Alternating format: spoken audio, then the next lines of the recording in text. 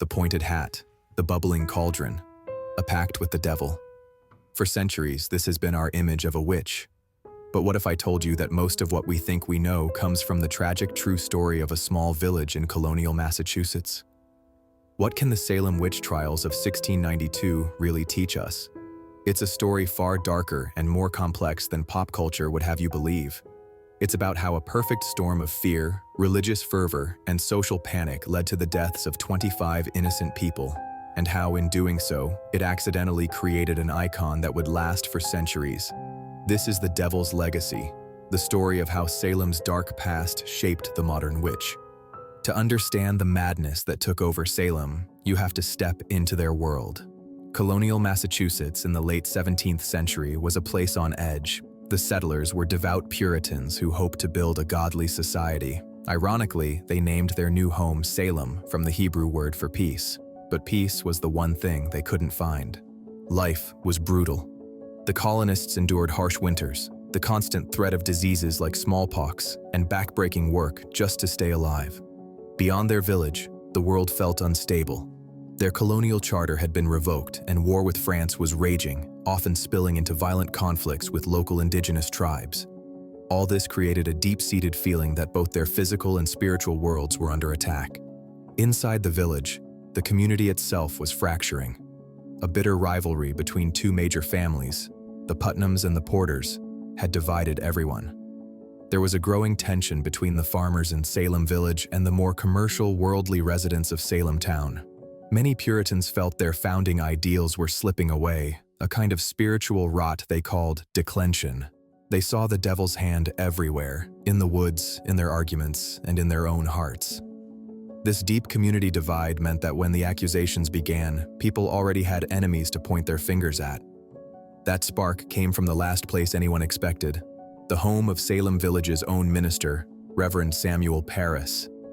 In the cold January of 1692, his 9-year-old daughter Betty and 11-year-old niece Abigail Williams started acting strangely. They screamed, threw things, twisted their bodies into bizarre positions, and claimed they were being pinched and bitten by invisible forces. When a doctor couldn't find any physical cause, he offered a terrifying diagnosis. They were under an evil hand. Pressed to name who was tormenting them, the girls pointed their fingers at 3 women on the margins of society. The first was Tituba, an enslaved woman in the Parris home. The others were Sarah Good, a homeless beggar, and Sarah Osborne, an elderly woman caught up in property disputes who hadn't been to church in years. They were easy targets, poor, unpopular, and with no power to defend themselves. At first, all 3 denied it, but during her examination, Tituba was most certainly under extreme pressure, did something that changed the course of history. She confessed. This confession was a completely understandable act of survival, and as such, she told a wild story of a huge witch conspiracy. She talked about signing the Devil's Book, a mysterious man in black, and other witches hiding in Salem, all working to destroy the Puritans. Her confession wasn't an end, it was a beginning. It confirmed the villagers' greatest fears. There wasn't just one witch in Salem, there was a whole coven. The hunt was on. After Tituba's confession, the floodgates burst open. Accusations flew, and the number of accused people skyrocketed. The colony set up a special court to hear and determine the cases. But this court operated with a fatal flaw. It allowed spectral evidence.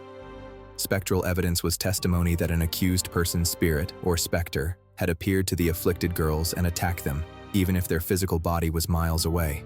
It was based entirely on visions and dreams. It was impossible to prove and impossible to disprove. If a girl shrieked that a woman's specter was pinching her, the court saw it as proof of guilt. This created a legal nightmare for the accused. How do you defend yourself against an invisible attacker? The injustice was clear in case after case. Rebecca Nurse, a respected elderly woman, was initially found not guilty. But when the verdict was read, the afflicted girls threw such violent fits that the court pressured the jury to reconsider. She was condemned and hanged. Maybe the most harrowing story is that of Giles Corey, an 81-year-old farmer.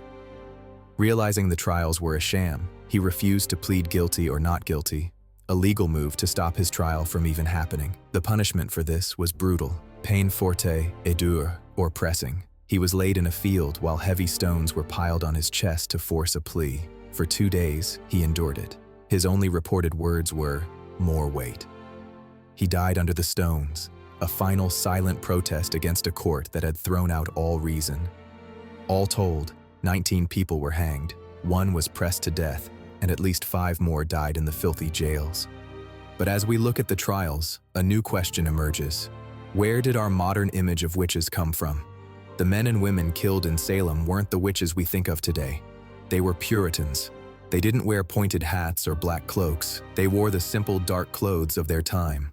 The pointed hat, for example, has a complicated past. Some link it to the Judenhut, a cone-shaped hat Jews were forced to wear in parts of medieval Europe to mark them as outsiders. Others think it came from the tall hats worn by alewives, women who brewed and sold beer. As men started to dominate the brewing industry, these independent women were sometimes accused of dark magic, and their hats became a symbol of something sinister. The bubbling cauldron was just a normal 17th century cooking pot. But in art and stories, like Shakespeare's Macbeth, it was transformed into a tool for brewing evil potions. The black cat, the broomstick, all these symbols were pulled from centuries of European folklore about magic, superstition, and the fear of powerful women. The Salem trials became a historical anchor for all these floating ideas. The symbols, none of which were actually in Salem in 1692, were stuck onto the real story after the fact. The tragedy of real people became the fictional backstory for an archetype. The execution of 20 innocents cemented a cultural image that had way more to do with folklore than with reality. By the fall of 1692, even some of the people who started the trials began to have doubts. Influential ministers like Increase Mather argued that it was better to let 10 witches escape than to condemn one innocent person. They began to challenge the use of spectral evidence, arguing the devil could easily impersonate an innocent person. When the governor's own wife was accused, he finally put a stop to it, dissolving the court and pardoning the remaining prisoners. The reckoning was slow. In 1697, Judge Samuel Sewall stood in his church as his public apology was read aloud, confessing his blame and shame for his role in the trials. In 1711, the colony restored the names of many victims and paid compensation to their families. But that wasn't the end of it.